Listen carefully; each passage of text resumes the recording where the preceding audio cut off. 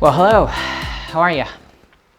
Another weekend. It's Saturday. It's 5 p.m. on Saturday because I've spent most of the day just trying to figure out what I'm doing with this, the bane of my existence in this overhaul.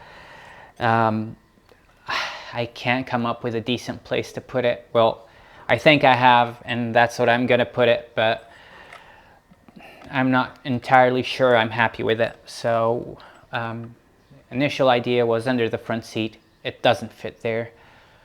Mounting it externally in the rear of the front seat is not something I like either. It's just too accessible, too in the way of just accidents happening. It doesn't look good. So I did think briefly of putting it on the outside of this hatch cover of the rear battery, but it takes up storage space that we use quite often for the longer stuff that goes into this sort of a cubby hole here. So the least worst option that I've been able to come up with is right here in this top shelf inside the rear cabinet next to the solar charger, which is right there up where my finger is. Not sure you can see it. Yeah, it's gonna rob a bit of space off of that top shelf, but it's the least worst option that I can think of, and it has some advantages. Well, everything's together, all the connections will be there, so if further ahead something breaks or I decide I don't like it and I want to swap it out for the Renogy unit, which does both the DC charging, which this does, and it does also the solar panel, the MPPT's job. I can replace both of those with this one. The reason I'm not doing that right now is because, well, first, I do prefer Victron. I think it's really worth it if you can use Victron stuff. It's just reliable, it works, it's just what you install if you're looking to install quality and reliability. But also because of the limitation of the solar panels, the cable that brings down the energy from the solar panels on the roof is a coiled cable with a small section. It's not the gauge is not what I'd like it to be, and that's why there's a limitation with this device, which is the voltage that it allows for solar. So I can't have panels in series. I need to have them parallel, which doubles the current. So I need a thicker cable, which I have not yet been able to get. So yeah, what now? I think for the next like 8 days, it's going to be non-stop every night working on the van because time is running out quite fast. Still a lot of work to do, and now more fabrication because of this. You can see this is a template I made. I'm going to cut out a new plate where I'm going to bolt this onto. And I've printed a small box with a built-in mega fuse holder in the cutoff. This will be under the front seat for the main cutoff. Just because the fuse holder by itself is very big. So this keeps things smaller and tidier. And well, I still have the control panel to finish. Do this fabrication. I still need to design and print a few other 3D parts. So you'll see me do all of that, I guess. I'm not sure if it's going to be one episode a week, if it's just going to be one big episode that spans the next 8 days. You'll see. We'll see how this goes, but it needs to get done quickly. So I'll try to talk you through it. A bit less time lapses than I've used on the last couple of episodes. Make it a bit less boring, I think. I don't know, you'll see. So let's get on with it. So here we are again at the front seat. I left the DC charger stuff for tomorrow. Clear my mind from that a bit. I'm gonna try and crack on here and get stuff done here. So I've mentioned before, I printed this little cutoff switch box. Also, it's going to hold the mega fuse for this, for the cable, and the camping loads, the big positive for the bus bar down at the back. That will connect here along with the factory camping loads, which are these three that go onto the fuses here at the factory fuse panel for the fridge, the camping controller, the lighter sockets, all of that. These three, I've labeled them according to the fuses they're connected to, but I'm gonna have to maybe crimp new terminals on, make a small bus bar that fits in here. So all of these, the big chunky one, these three, they're gonna go here. And then from the battery, there's one that comes to the other side of the switch. And also this one, which is the factory parallel connection to the back, the positive one, which was connected to the split charge relay that we can see here.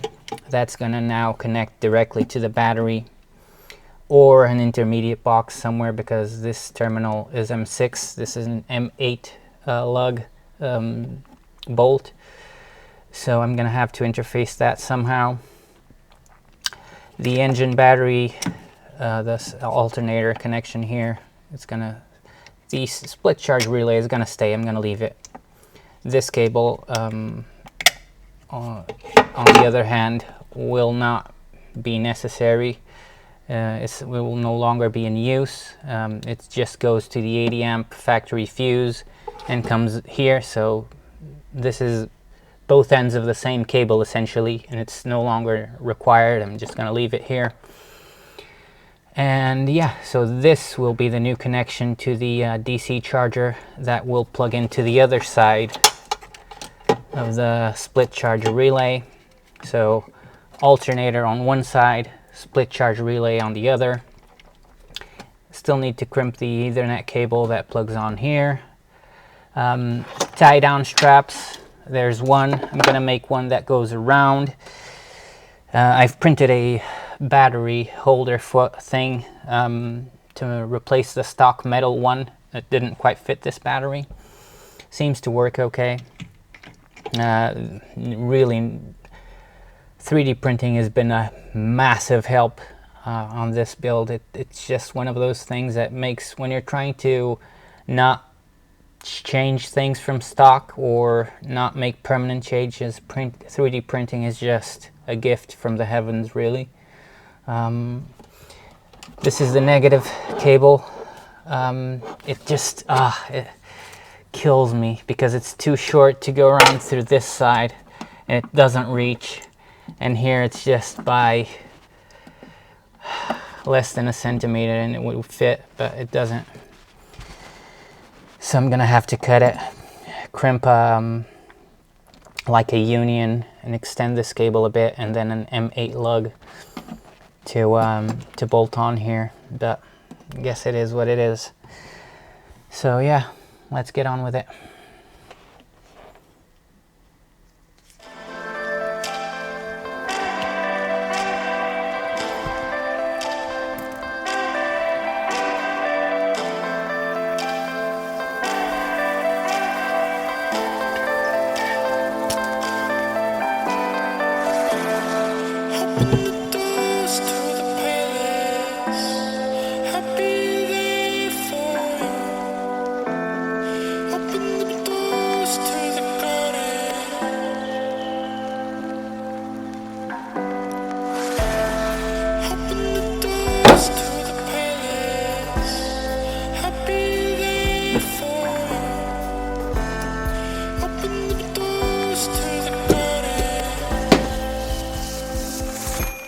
That's a good crimp.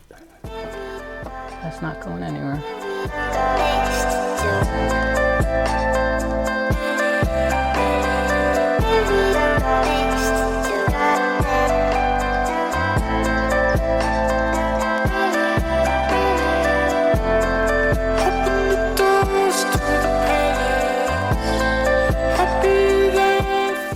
So that's the split charge relay connected 25 mil cable to the back from the alternator, from the relay. I've protected this unused cable.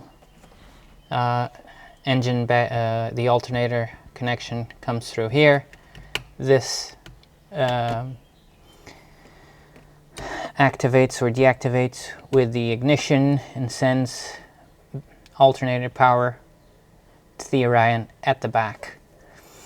So connected, crimped, should be good to go. I just have to bolt this down in place and figure out how all of this was organized. Bloody mess. Right. Let's see if the print is done and if I can make a bus bar to put in here.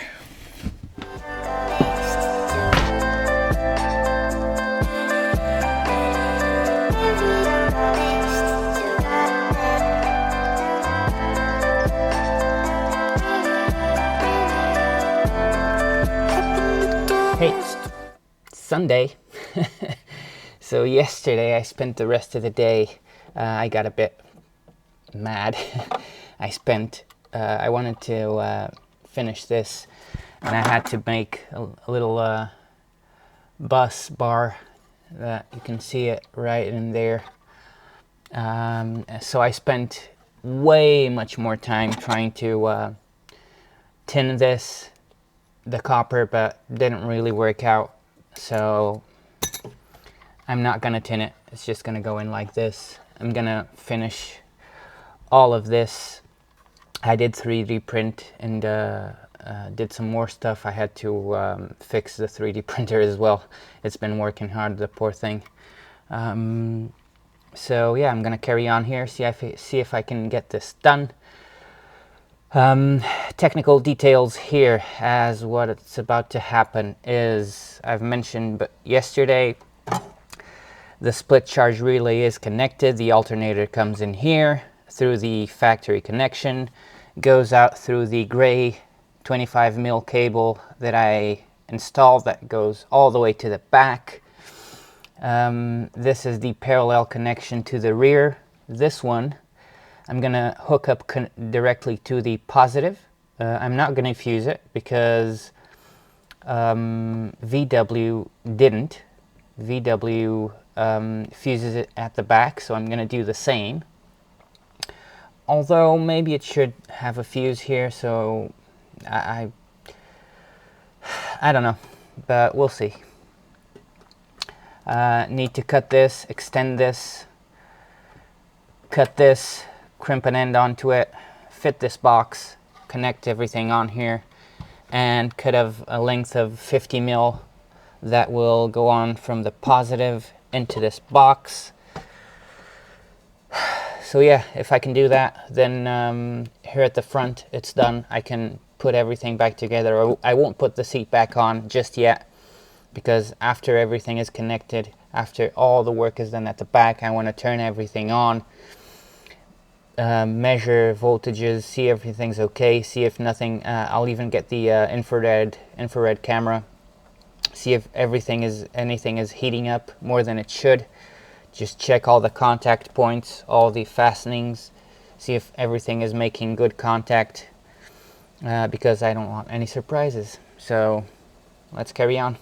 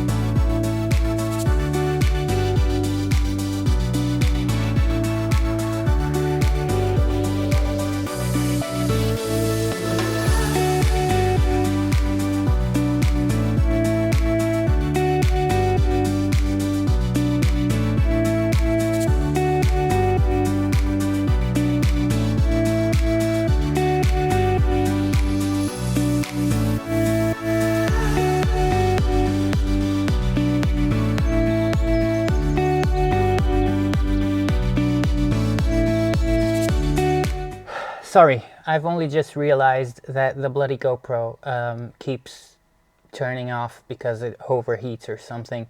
I'm not sure how much I've captured, but I know it already overheated like 3 times while recording, so I'm not sure how much was recorded, but I have extended the negative, the ground lead, to the battery, crimped the terminal, the M8 terminal onto it. I've extended it, soldered it, make sure that there's a good connection there, routed the wire. I'll just zip tie it here next to the rest of the harness. These I've just taped them together because they're gonna go into this box. I've crimped and soldered new terminals onto it. The copper terminals that were on there were a bit botched from my previous install. For some reason I drilled through them and they were a bit not in the best condition, so new terminals, M6 onto these two M6 bolts that I've put on there for these, which are the camping loads, the camping controller, all of the factory stuff. Now I still have to cut the main cable that will also go onto that box, and then another section which will go from that box onto the battery. And I need to extend this cable as well, but instead of cutting it and putting soldering in a union, I might just keep this original terminal because it's the right length to go onto the original split charge relay, and I'll just make an extension with an M6 terminal on one side and an M8 terminal on the other. Yeah. Hopefully I'm gonna replace the GoPro with the DJI Osmo something. Hopefully it'll be a bit more reliable. We'll see. So carry on.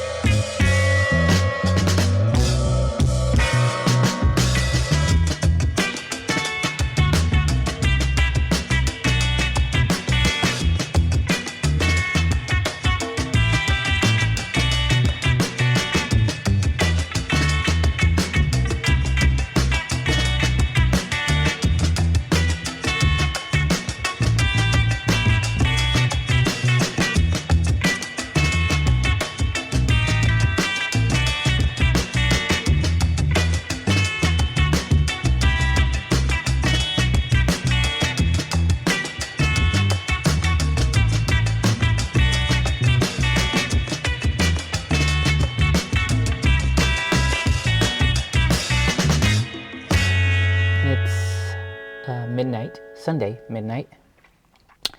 I'm not sure what you'll have seen so far of the time lapses.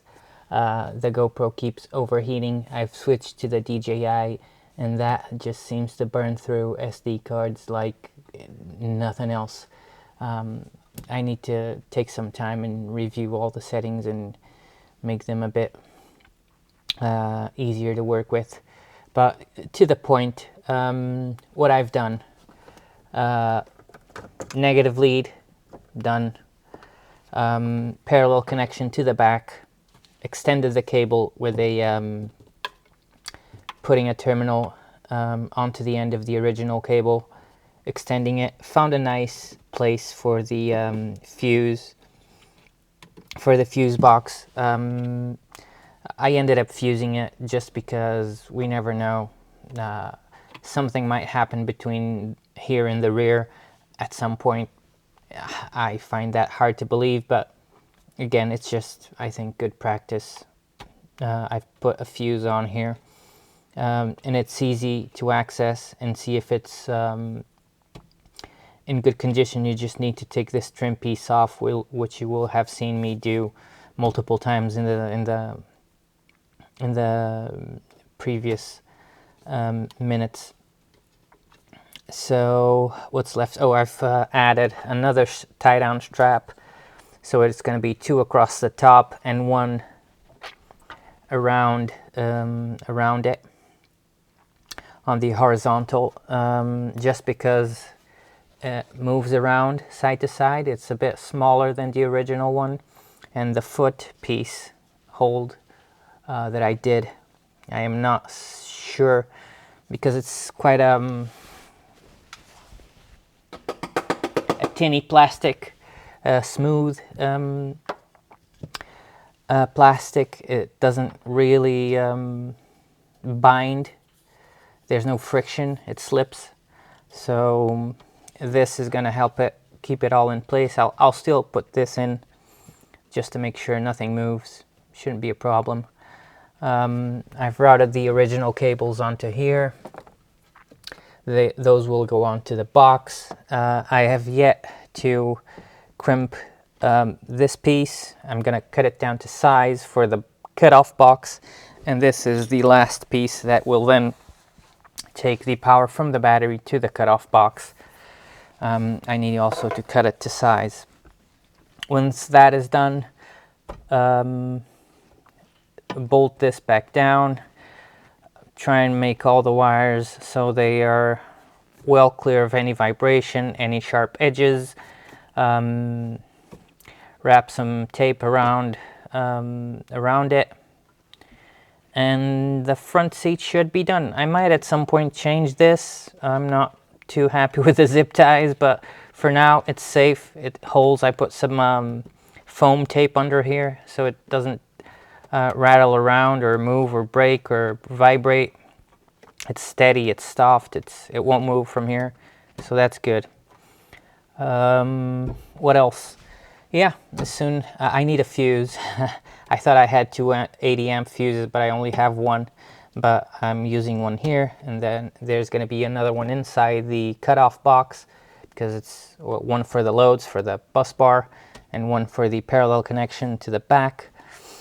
Once that's done, I'll leave it like this, set up and ready to go. Oh, I need to crimp the Ethernet cable, cut it down to size, crimp a connector onto it, and that'll be it. I'll leave it like this. I won't put the seat back on just yet, because after all said and done, I want to get the thermal camera, put some load on the inverter, a kettle or something, pushing some power, and see if anything heats up.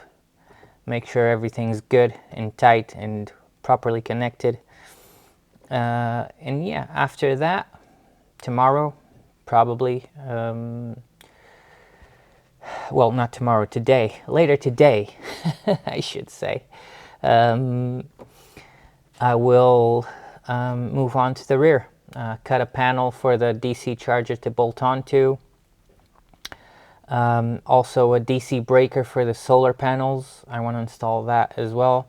It's going to be all in the same panel right next to the solar charger. You will see that later, probably in the same episode, or if this video is getting too long, just tomorrow's episode, well, later today. I'm still not very sure. I was doing one a week because I was only working on the van in the weekends, but now that's changed. It's going to be late nights, probably every day. So I'll keep recording stuff, whatever I can, and see if I can get it done in time. I have a week, roughly, to do it. So see you when I see you. Hey guys, it's Wednesday afternoon. I just got home.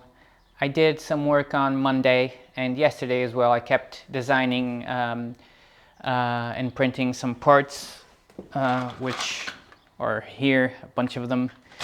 These are all for this panel that I need to cut out. This is a template that I made. This will go on here. It will be floating in front of the actual wall, so the cabling can go behind it and just come out where it needs to connect to all the devices. And I'm not going to waste a lot of time. I'm going to film what I can just in time lapse with no sound, and I'm just going to put some music on because I need to get all of this done. The weekend is upon us, and after that I've only got another week to finish everything, and that is not enough. There is solar panels to replace, all the cabling to do, the loom. So I'm gonna work through the night, well into the night today. Tomorrow I won't be able to, but probably again on Friday, then the whole weekend. So this is just a bit of an update. I'll try and release this video tomorrow, Thursday.